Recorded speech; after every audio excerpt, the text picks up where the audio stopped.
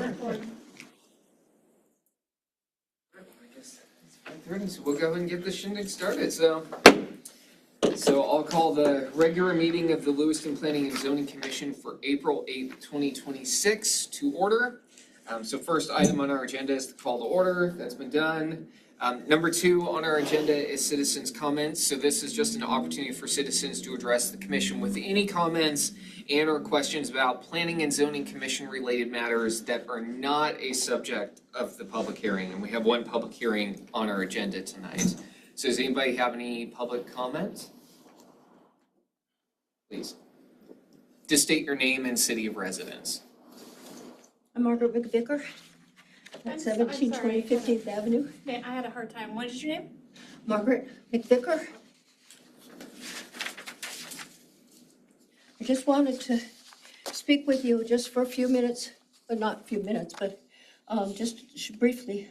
I left my comments with Katie, most of them.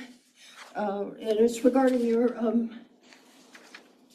Schedule E of what's coming in for an update on this new massive zoning that they're trying to do in my district. I only wanted to say that I do not, in looking at your future land use map that was attached to your newly passed in July 8th of 2024 of your comprehensive plan, that I do not believe that people realize the impact that your massive zoning that you've got going on regarding number E was even anticipated. It's kind of small, but this is the map that was shown at all the public hearings and everything, although it was bigger. But what it did was it showed neighborhood commercial in my area. My area is between 11th Avenue, 19th Avenue, 17th Street, and 21st Street. And this is proposed to become R3 and R4 zones, where we are now currently R2. So I wanted to show you this because if you had received this as what we received in the mail, and people had realized at their public hearings what was anticipated, I believe there'd be a lot more comments in regard to this than you're receiving.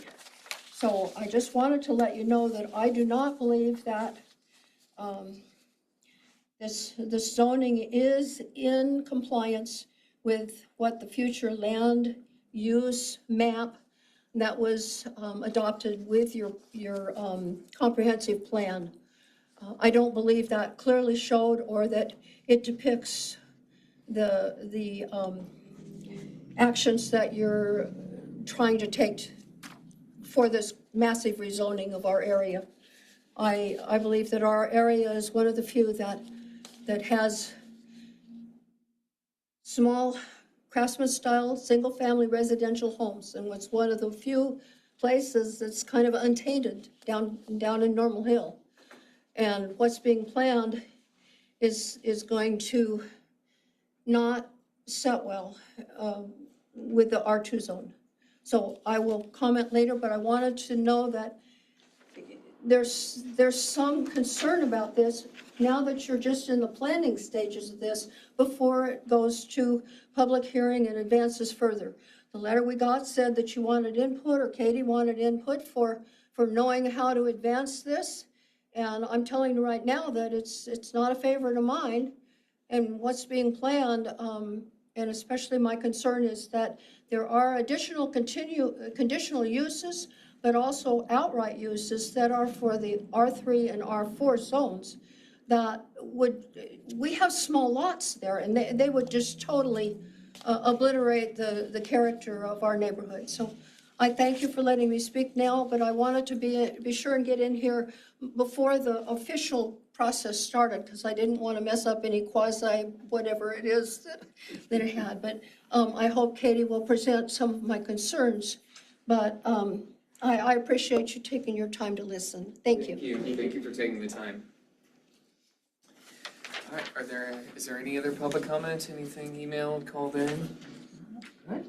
All right, well, that concludes item 2, citizens' comments. So number 3 is our active agenda commission, and first on the agenda is item A, which is just approval of the March 25, 2026 meeting minutes. I looked at them and thought they looked good. Agreed. If everybody concurs with that, I will take a motion. I would motion that we approve the minutes of the March 25th meeting as presented. I will second that motion. So it's it's been moved and seconded that we approve the March 25, 2026 meeting minutes. All in favor say aye. Aye. Aye. We have none opposed, so those pass. All right, item B on our active agenda is approval of the reason statement of relevant criteria and standards denying the conditional use permit application for CUP 26-2 by Brandon Cleveland. So keep in mind, Commission, that we can accept the reason statement as presented. We can revise that reason statement, or we can direct staff to draft a new reason statement. So when you make your motion, you will just need to identify which one of those you're going with. I looked the reason statement over and I thought it captured because I know there were some various viewpoints on that. I thought the reason statement captured it very well. It did, and forgive me, I forget exactly where it had it, but it did include the additional information that the applicant would have the opportunity to have their CUP advanced if they met the conditions of a 3-unit as opposed to a 5-unit. Yes. So with that, I will take a motion. I'll make a motion to approve the reason statement for CUP 26-2 as written. Second the motion. It's been moved and seconded to approve the reason statement for CUP 26-2 by Brandon Cleveland. All in favor say aye. Aye. Aye. None are opposed. All right, that moves that forward. All right, so item C is consideration of a preliminary subdivision plat for Rainwood West. I won't read the whole thing on the agenda, and I will let staff take it away. Good evening, Commissioners. I'm Mark Wiggins, City Surveyor. I will be presenting the staff report for the Rainwood West Edition Preliminary Plat.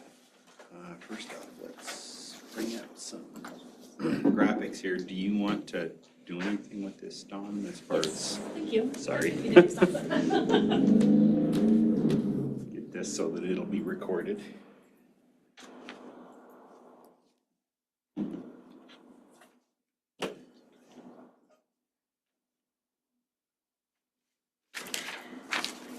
Camera so we can see your look. Yeah, that's not necessary.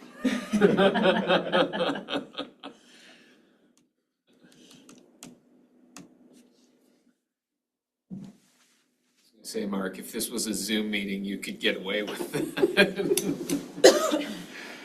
So our first slide here is the proposed Rainwood West Edition in GIS form here.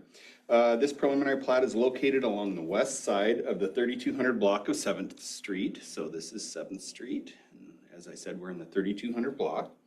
It proposes to divide approximately 1.1 acres into 2 standard lots and 2 flag lots, which conform to the provisions of sections 37-124 of City Code.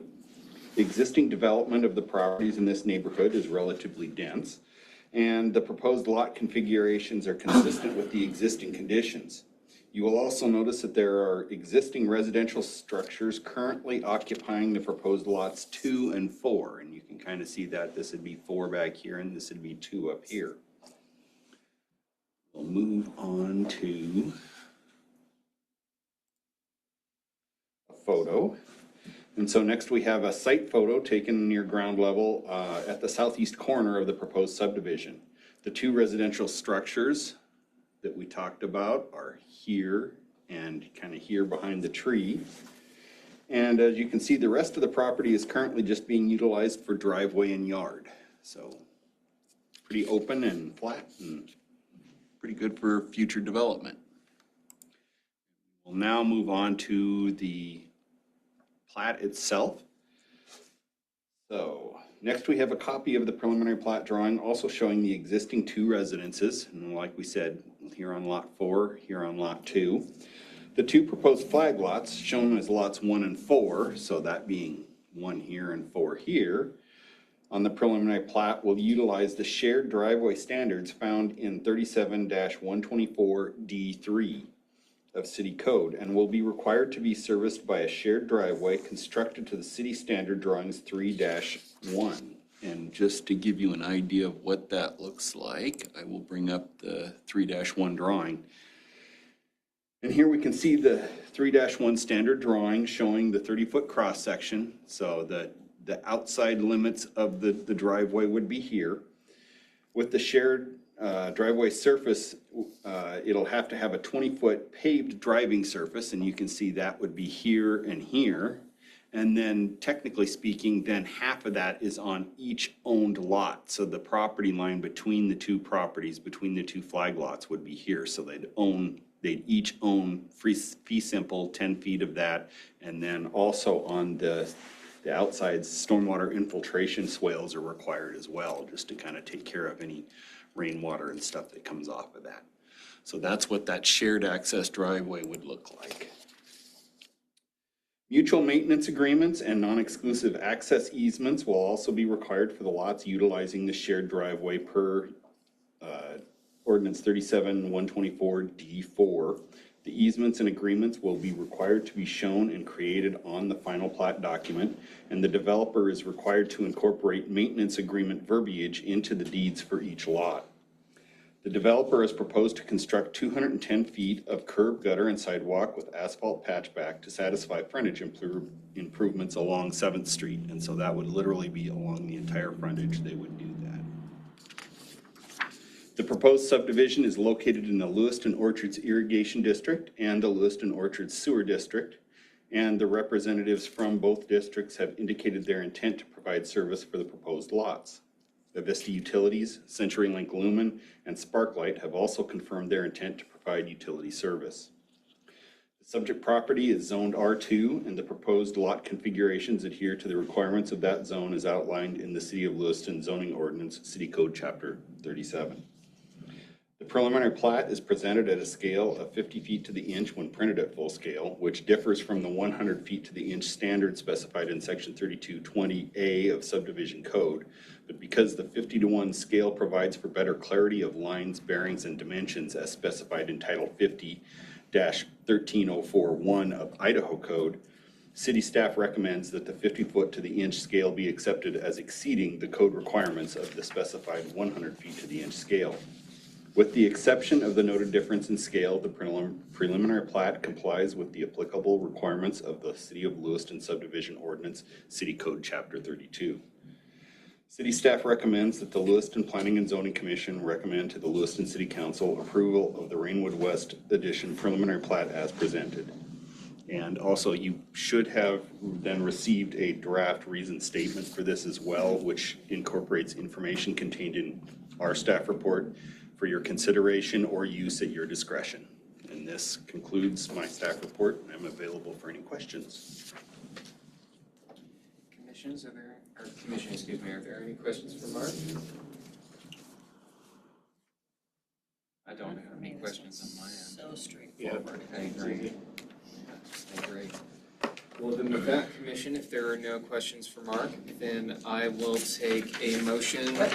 Oh, the applicant here? Oh, is it? No.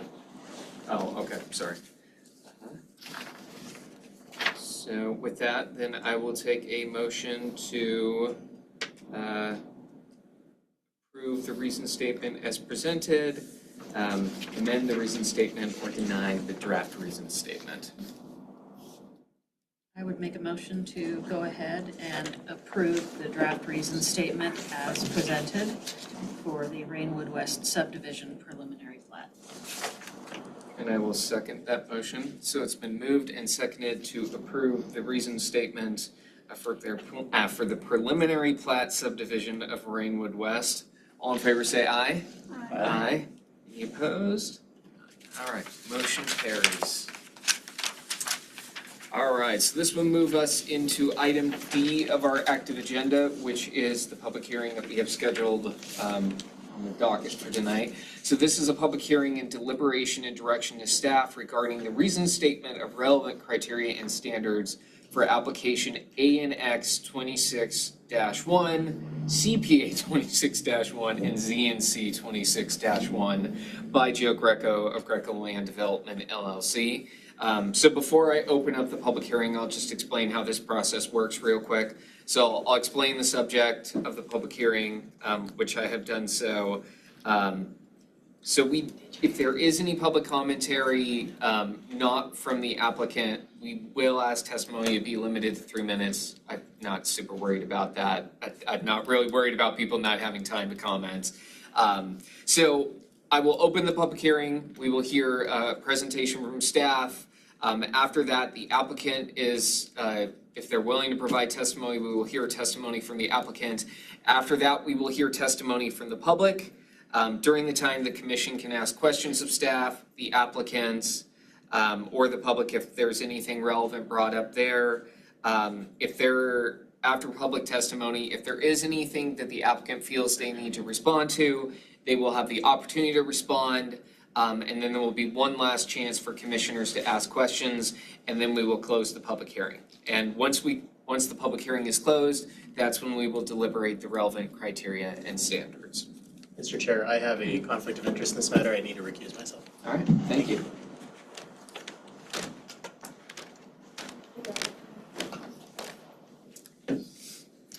All right, so with that, I will go ahead and open up the public hearing, and we will hear from Katie. Good evening, Commission. Katie Hollingshead, Assistant Planner. Tonight, the application in front of you is Annexation Request 26-1 with Comprehensive Plan Map Amendment 26-1 and Zone Change 26-1. This is a request by Joe Greco of Greco Land Development LLC to annex 34.34 acres of undeveloped land into the city of Lewiston. So like usual, we're going to look at some maps and some photos. So our subject property is 34.34 acres of vacant land. It is located south of Birch Ave and east of Skyview Drive.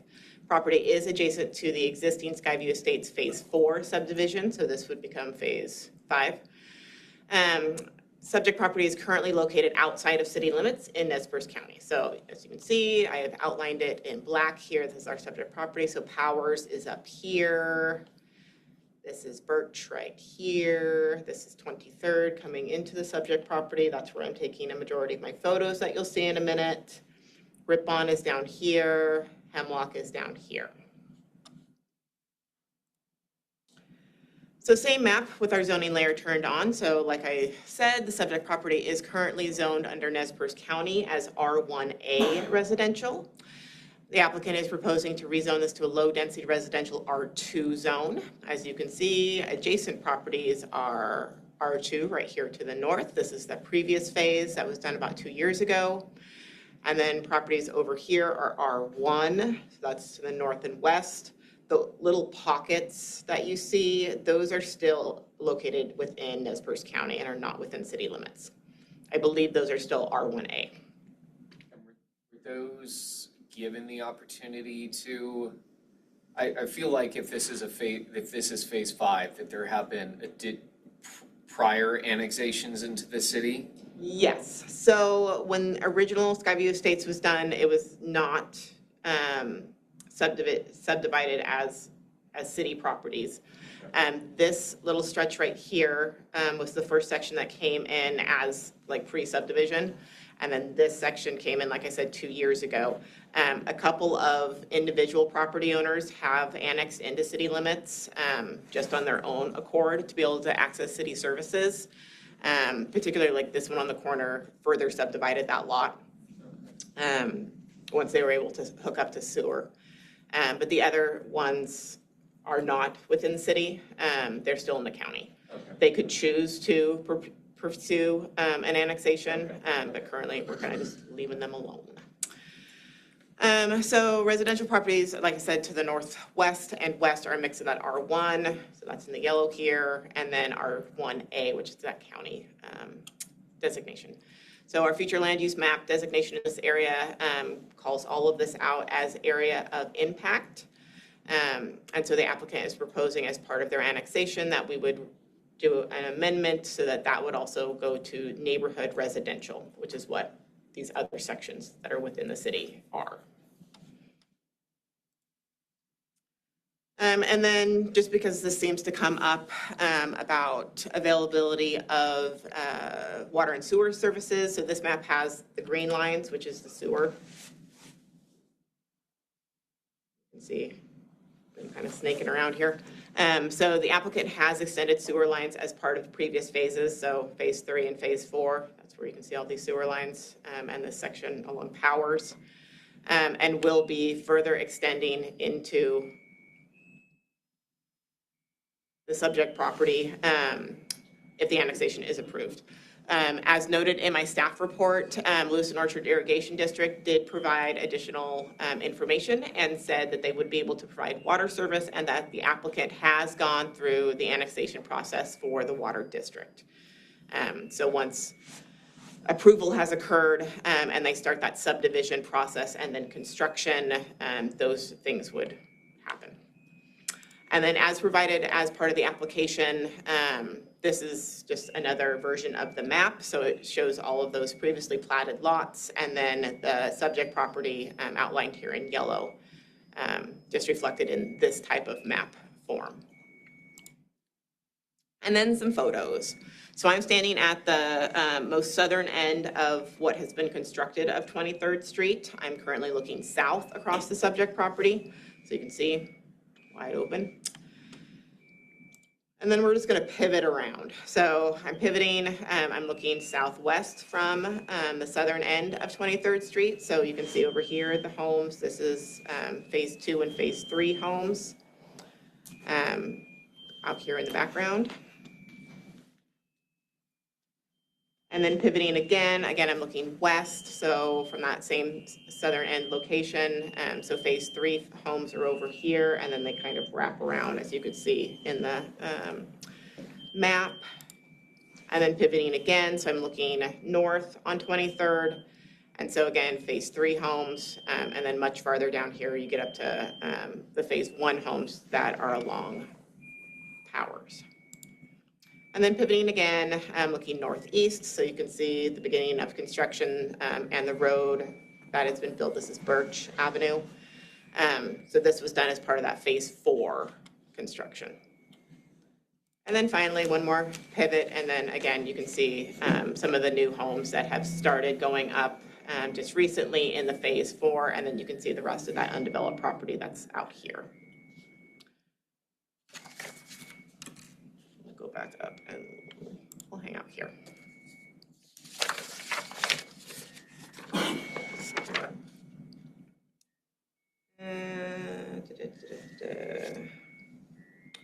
So as we covered, comprehensive land use designation is neighborhood residential, which is what they would be requesting. Low density R2 residential zone is compatible with both that designation and the surrounding area. Subject property is currently located in that area of impact, and the comprehensive plan does identify that lands located in the area impact and adjacent to current city properties are most appropriate for annexation. And then just a reminder to the commission that the applications in front of you tonight are for the land use, and if approved, the commission would later review a subdivision application, much like you saw earlier, for the actual division of the land meeting those R2 standards. So subdivision plat is not part of this application, that comes at a later date. And then just a reminder that subdivision code does require that any zoning action be completed prior to the subdivision process. And with that, I would stand for questions. Commission, have any questions? Straightforward. I agree with you. All right, I don't think there's any questions, so. We do have a representative. You're more than welcome to come up and Engineer. testify. You don't have to, but if you have any pertinent information you wish to provide, please do so. So just say your name, city residence. Scott Becker with Hodge & Associates in Moscow, and I really don't have much to add to what Katie said. She did a very thorough job as always, so, but I just wanted to let you know I am available for any questions. It's pretty straightforward. The worst of the worst of it's over. Now we're into the part that kind of makes a lot of sense. So, like I said, if you have any questions, I'd gladly answer them. Thank you. All right, well, if there are no questions, then I will open it up to public testimony. Any public testimony? I don't see any in the audience. Do we have anything email, call, mailed in, Don? Carrier pigeon. Yeah, that's kind of what I consider snail mail nowadays, but I'm a millennial, don't hold it against me, but, so with that, I guess there's no need for an applicant's rebuttal, so, with that, if there are no more questions, Commission, then I will close the public hearing and we will deliberate.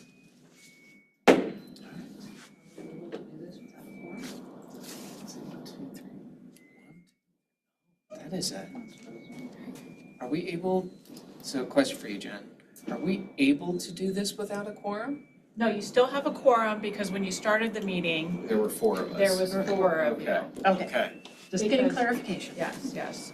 I was waiting for you to I was kind of like, well, she wouldn't let us go. We couldn't do it in the first place. She's just gonna let us fly free. Although, but then and again, see where we end up. then again, it could have been like, we could have held the public hearing open until next time when we had a quorum. But anyway, sorry. Okay. No, it'll just be a majority of the counselors present, Okay, perfect. Oh, we graduated to counselors now? our commissioners. Sorry, I'm nitpicking to death, so. All right, so, let's see, okay, so. So for your, and just to reiterate too, as far as the annexation and the comp plan amendment, there's not really a whole lot you need to deliberate or articulate. It's more legislative in nature. Okay, Even the criteria and standards for the zoning is a little bit more summary as well, because it's an initial zoning and not necessarily a rezoning. right, okay. As far as it is in the city. Right, yeah, okay. So they might be interfering. Well, then these the items, Speaker might be these items will interfering be with your pretty easy then, hearings. so, yeah. Usually I keep. So, number 1 on our relevant criteria and standards is the proposed rezone is, Okay, you got 2 other things. oh, The wait, annexation sorry. first. Okay, I would actually make the motion to We could recommend the hear it. approval of ANX 26-1. I will I second just that didn't motion. know if it was in your ear It's like been you moved and pointed. seconded, all in favor? Aye. Usual for it, so, thank you. And I will make the motion to approve, gosh, I have to see which item it is, to approve CPA 26-1. And I'll second that one. It's been moved and seconded to approve CPA 26-1. All in favor say aye. Aye. Aye. Can you just go a little bit slower? I think you got 3 people trying to take notes on all that. Okay, so Gabe, you made the. I made the motion on CPA Who 26-1. was the second? Maureen. Thank And you. it was unanimous, yep. All right, now on to ZNC 26-1. I jumped the gun on that one. All right. So on our relevant criteria and standards, number 1, the proposed rezone is or is not in general conformance with the Lewiston Comprehensive Plan. I believe that it is. Yep. Pretty straightforward when we look at comprehensive plan. For the thing that, you know, probably this to me, I look at this as infill.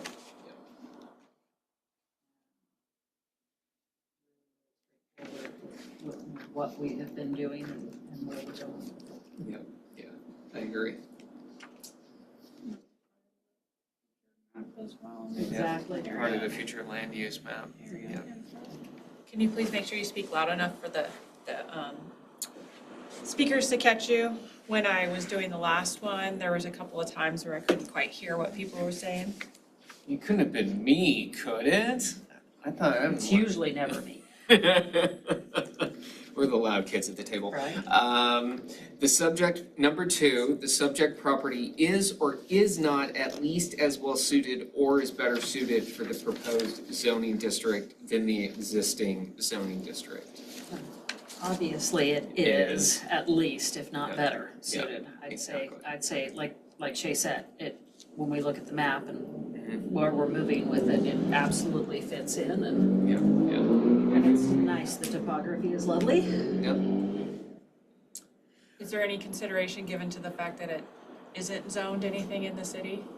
That is true. That is true. It's not in the city currently, so.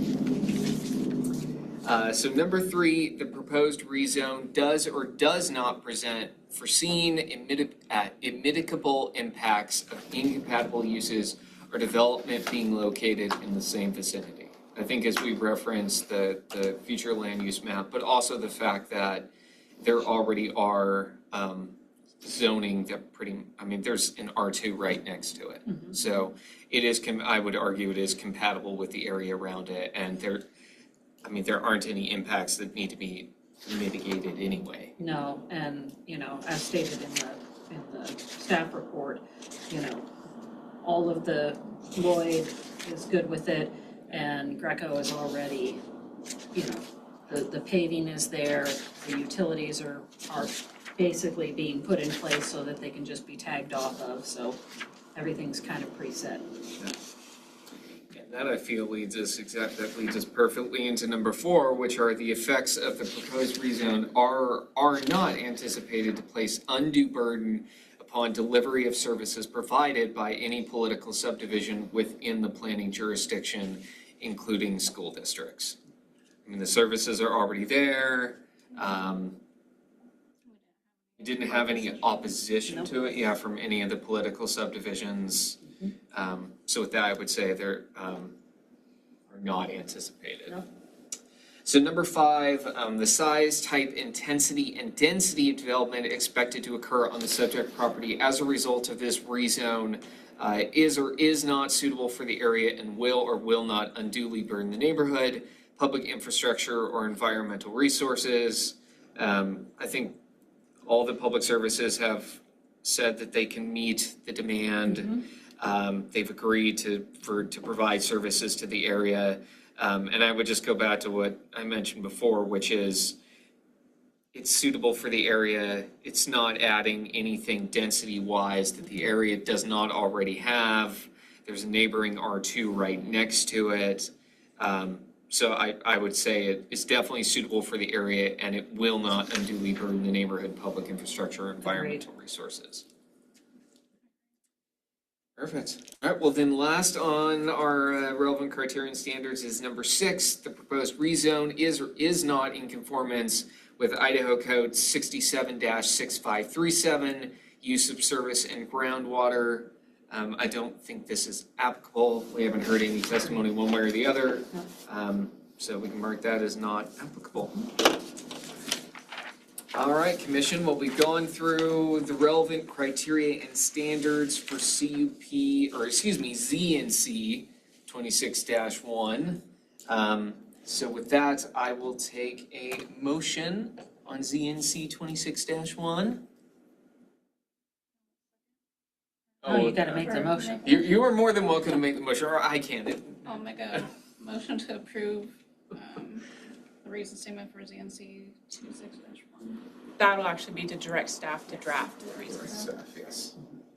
I will second the motion as presented. Well, direct staff to draft reason statement, As approving or denying. And I will second the motion to direct staff to draft a reason statement approving ZNC 26-1. So it's been moved and seconded. All in favor say aye. Aye. Aye. Perfect. All right. You did miss one thing. The motion to recommend approval of the Associated Area City Impact Map Amendment. And we don't have any relevant criterion standards. It's just a voice vote, right? Yes. Okay. So with that, would somebody like to make a motion to approve amending the Lewiston Area City of Impact Map accordingly? Yeah, what you said. Wow, that's a Fine, mouthful. I will make Yes. the motion to amend the Lewiston Area of City Impact Map accordingly. I will second that motion. It's been moved and seconded. All in favor say aye. Aye. Perfect. You know, I've done a few It's of a these. whole I lot. should remember that there are like 4 different motions to this process. And just for clarification purposes, the reason why the map needs amendment is because that property is being removed from the area of impact and being added into city limits. Makes sense. And so it'll Makes no sense. longer be a part of the area of impact. That makes sense. All right.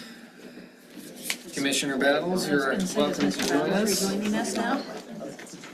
Or rejoin us, I should say. If you like it scribbled. I usually just watch the videos. We try to make it painless. That's why it's so important. Try.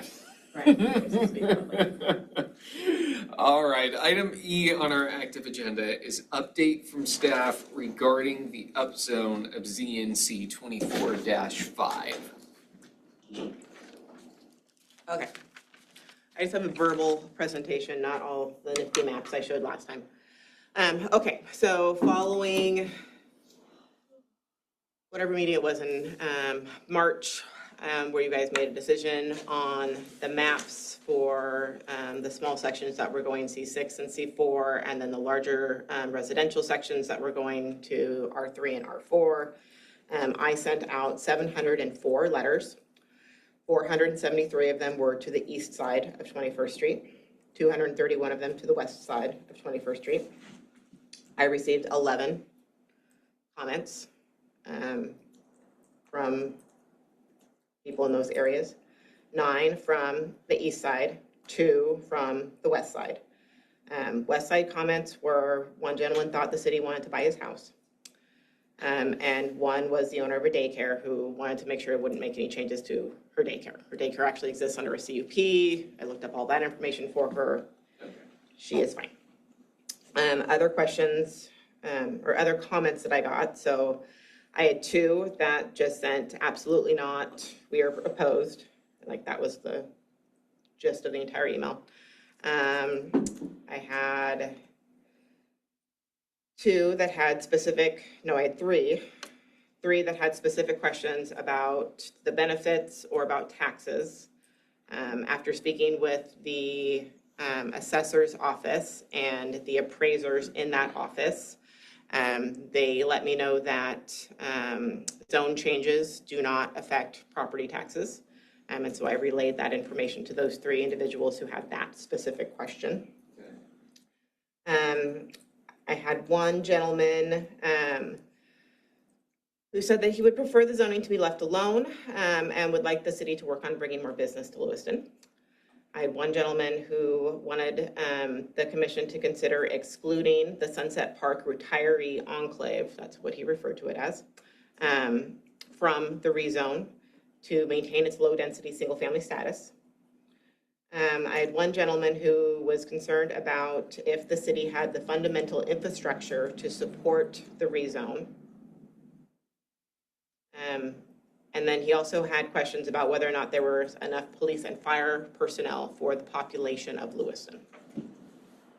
I did forward that one to the mayor. So he also had some suggestions about sidewalks. So I also forwarded that one to the mayor because that doesn't have anything to do with this commission. Excuse me, because my brain went somewhere else. So what were the initial 3 comments again? I missed that. At the very beginning, weren't there 3 comments related to?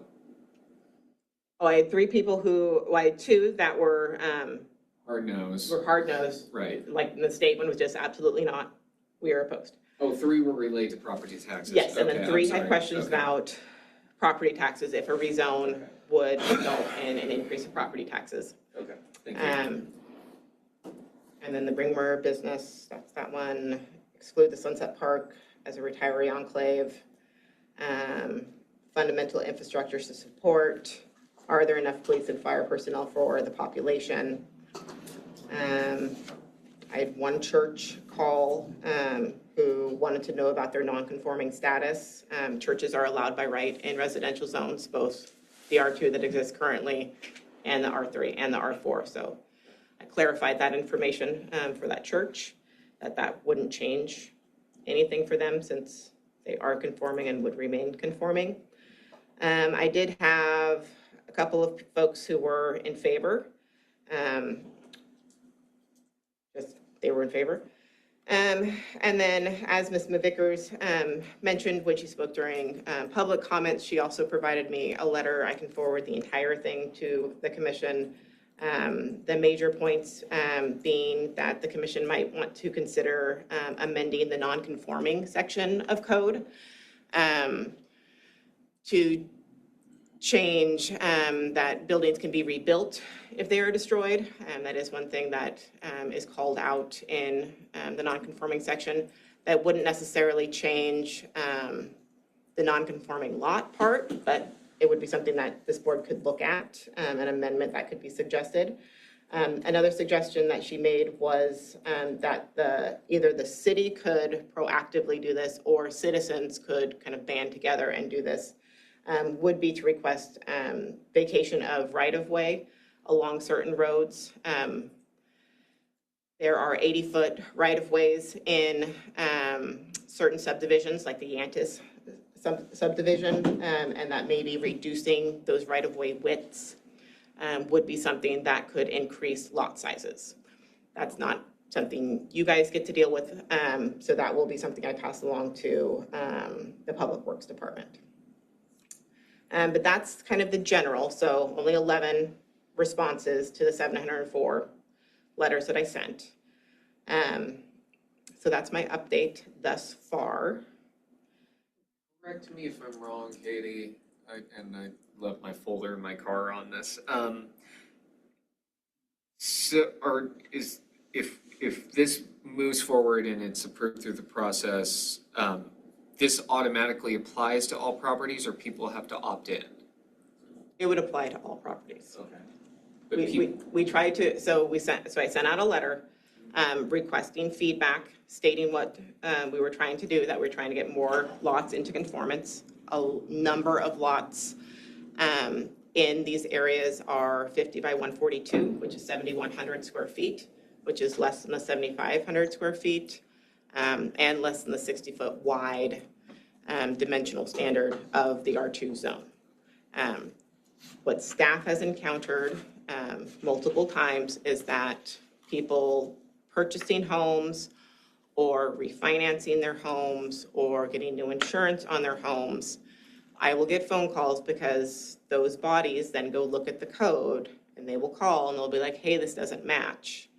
Is this considered non-conforming? And that can be problematic to certain mortgage companies, certain insurance companies.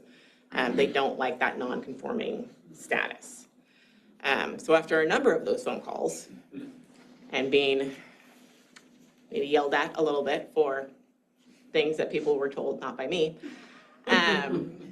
I had brought it up as part of the comprehensive plan, work plan, that committee, as something that could be considered to go along with establishing buffer zones, like is called out in that action plan, and specifically in these areas because of the smaller lot sizes, that were platted in 1905, 1918, 1933.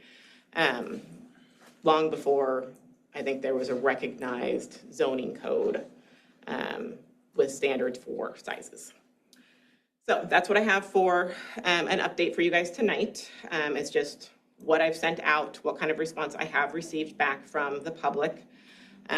So this body can choose to continue moving forward. We would be looking at scheduling a public hearing probably in May or possibly in June.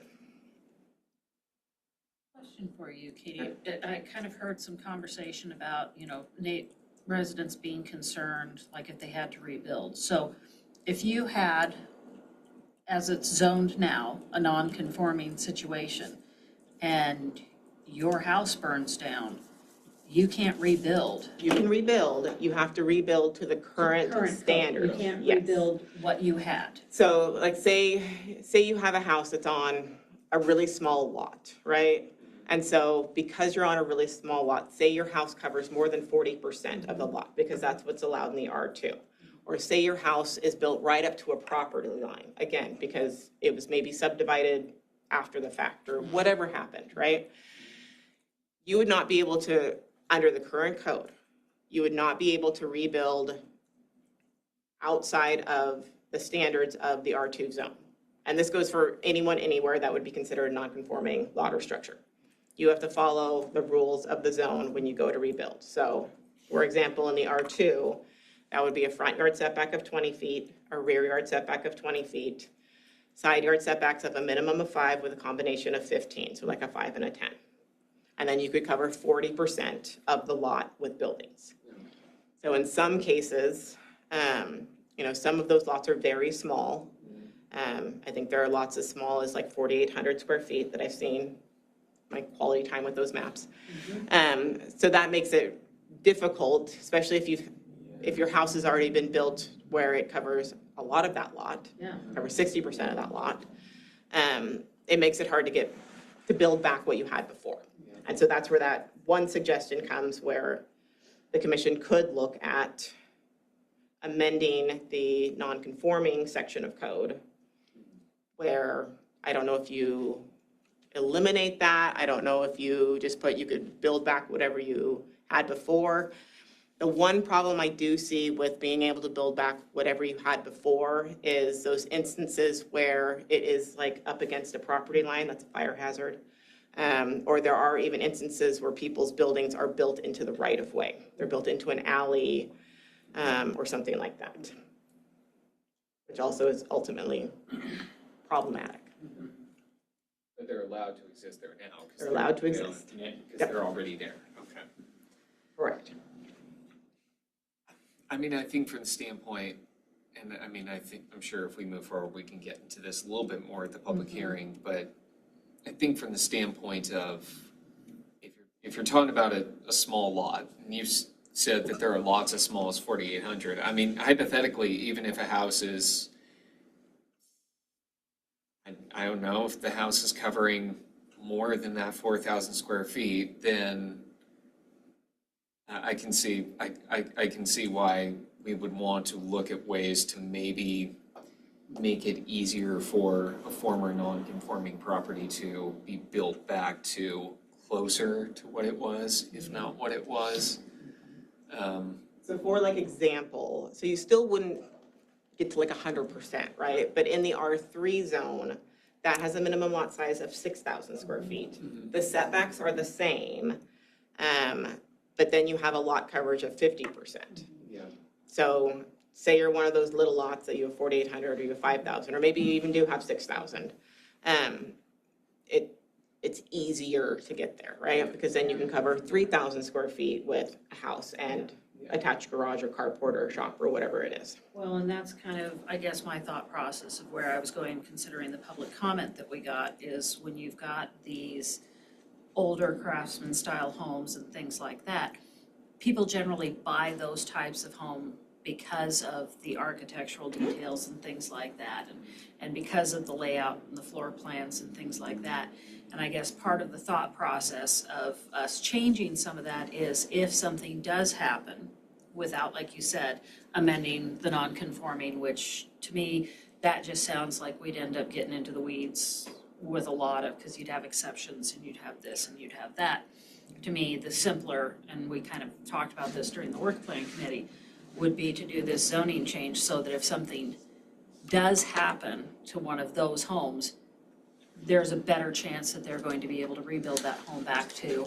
And we had talked about, significant number of people not being able to sell a home or to refinance a home, things like that, because of that non-conforming status and the fact that there's not the protections to be able to So build the back. R3 has, that minimum width of like 50, minimum depth of 80.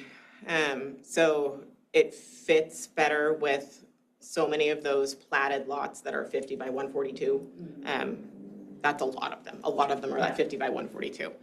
Closer to Sunset Park, there's a couple of blocks that are like 60 feet wide and are like at 74, 90, like they're right there. Yeah. And then there's like blocks across the street that are like 65, and they're all at like 75 and change. So it's one of those things, unfortunately, because we try to avoid spot zoning, and we don't want to go you, but not you, and you, but not you. Finding a kind of a happy medium so that we can get the most properties into conformance is, I think the R3 is the way to go for a lot of those properties. And then with some of those R4 properties closer to 21st Street, that had been the commission's discussion before, was the idea of creating that buffer zone, however slim it ends up being, but creating that buffer zone that gives kind of that extra step between immediate commercial, and then also trying to prevent the commercial pushing farther into that residential zone. That had been another kind of point that the commission had been very strong about, that you didn't want to go that direction.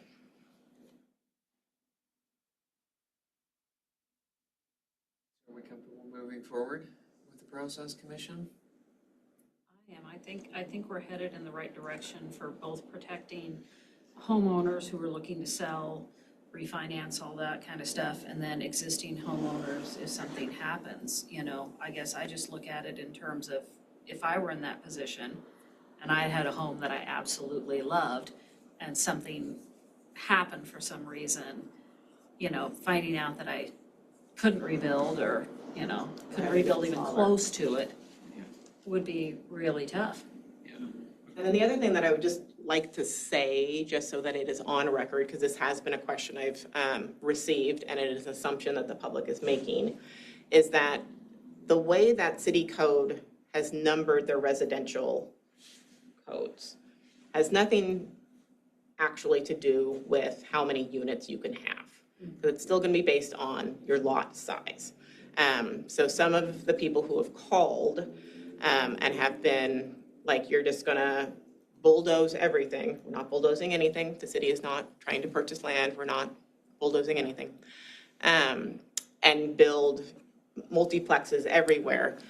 A majority of these lots are in that 7,100 square feet. Even with the R3, they can still only have a single-family dwelling, because you need at least 7,500 square feet to have a duplex. So once in a while, there's a corner lot that is larger than that and might be able to get to a triplex, maybe. But for a majority of the lots within these areas, there would not be additional housing added. Yeah, we're not trying to increase density. Right, We're trying to just, This is a very We're trying densely to- populated area Yeah. already on Yeah. very small lots. we're We're not trying to trying- match conformity. Right, and we're not trying to burden infrastructure or change the nature or complexion of the neighborhoods, No. which duplexes have the potential to do, which is why they have different requirements. Standards, yeah. Different standards. I think if anything, this needs to be one of those meetings where we're just reassuring people that that's not the end game. Right. We're just trying to make it to where, like we said, that's what we got from staff when we first started this process, is people saying, I can't refinance, I can't do this, I Right. can't do that. Right.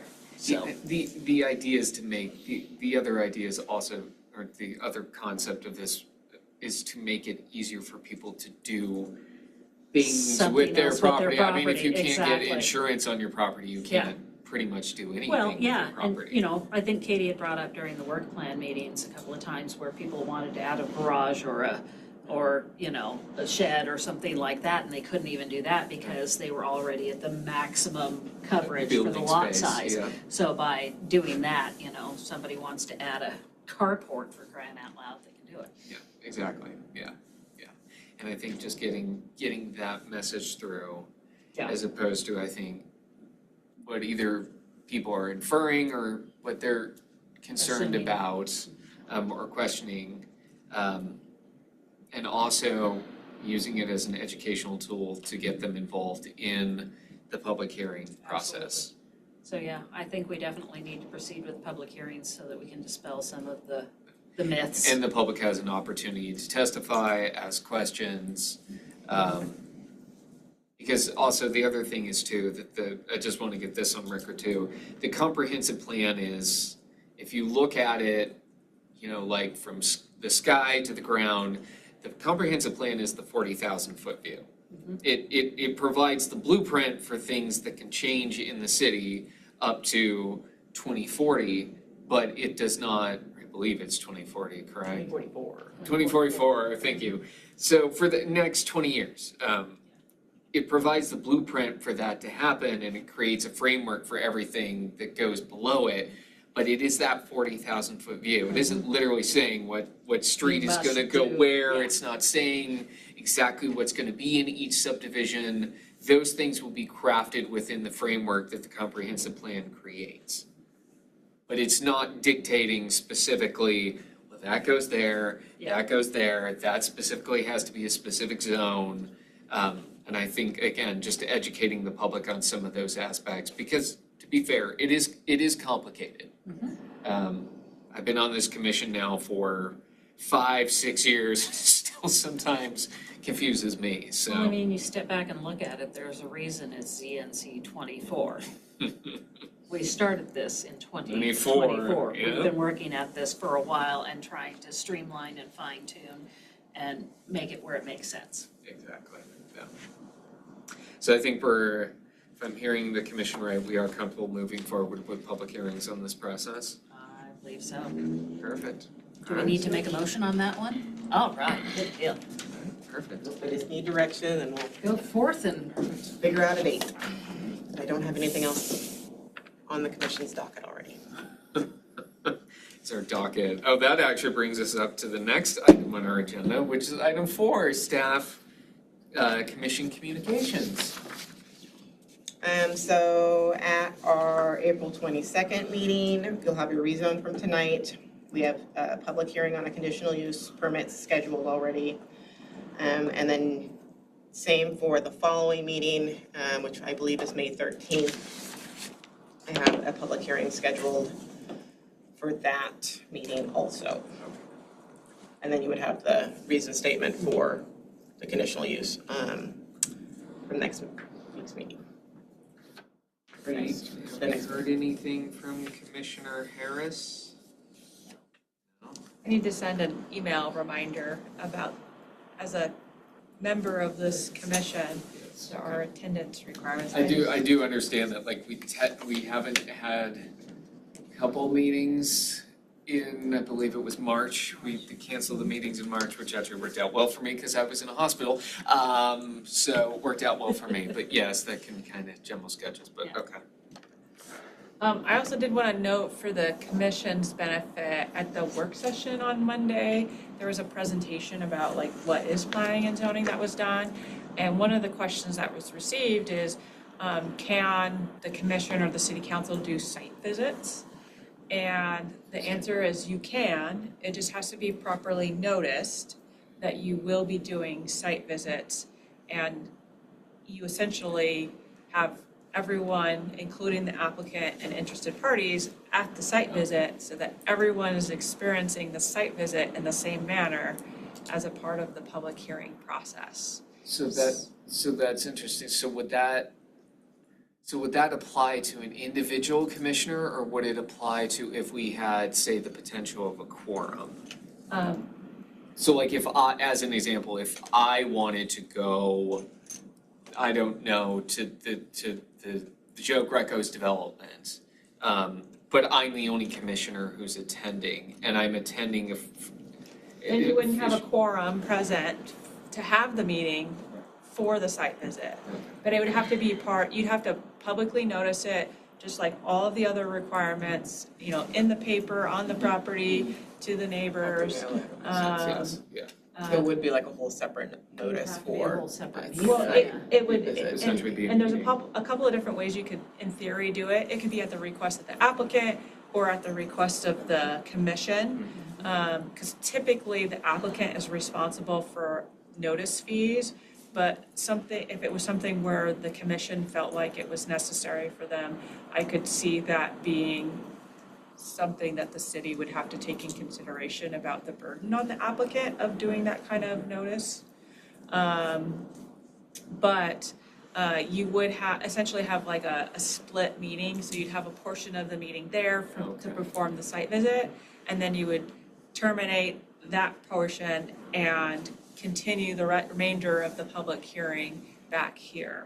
How would that work as far as, I guess if you gave notice of open meeting, because we record everything else. We'd bring our handy dandy voice recorder. Alrighty. Oh, gosh. That sounds like it would just get really technical. Like a deposition. It would have to almost be a really special circumstance, I would think, So, I mean, to do a site. The opportunity is always available if you felt it appropriate. My next question is, has it ever been done? I mean, ever is a pretty broad term. Okay, let me put But, this, Has okay. the city of Lewiston, Yeah. In the 4 years I've been with the city, I haven't Okay. been aware. But there are site visits that other areas typically do. Okay. So much so that I believe for Post Falls, I think it's included as a part of like their agenda titles. Oh, wow. So, Interesting.